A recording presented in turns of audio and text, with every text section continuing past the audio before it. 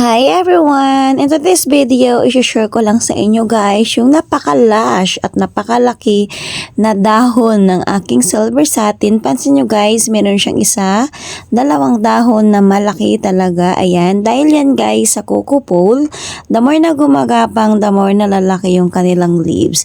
Naisipan ko nga guys, kasi nga yung iba is hindi na nga napunta sa coco pole at gusto ko na rin magparami nito. Naisipan ko na nga guys, ikat ko na lang siya. Tulad nito guys, bumaba na siya sa soil, kaya ayun nga, dumikit na siya doon.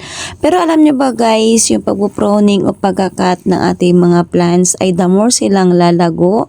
Tulad nito guys, kung kailan lang nagkat ako, tingnan mo ang lago na agad. At maganda rin guys sa mga plants natin is yung nauulanan sila, kasi nga the more talaga silang mas malago pa. Wala pala akong fertilizer na ginagamit dito, rice hull lang guys na hinalo ko sa soil.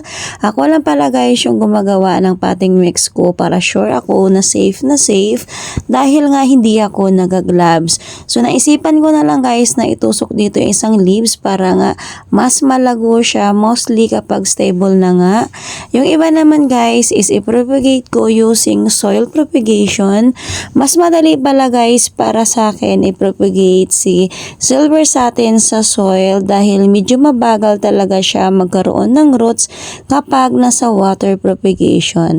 Pero nasa inyo naman yan guys kung saan kayo mas hiyang.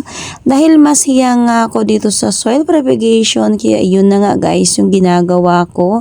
Naranasan ko nga mag-propagate sa water propagation of I think 1 month na guys. Hindi pa talaga siya nagkakaroon na extended roots or bagong roots. Kaya pakiramdaman nyo guys kung saan hiyang yung mga plants nyo, doon nyo siya i-propagate. So ito guys is ang potting mix na gamit ko, more in rice hull, kaya pansin nyo mas madali lang siyang itusok.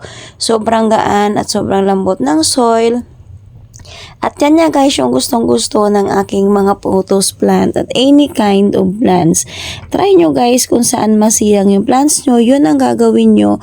Kasi nga, sure na lalago talaga yung plants kahit walang fertilizer ito. So yun lang guys yung ginawa ko yan. Alam nyo ba guys kung bakit dinamihan ko yan? Kasi kapag stable na yan, mas maganda tingnan kapag lush yung ating mga pinropagate na plants. So ganyan lang guys. Thank you for watching everyone. Bye!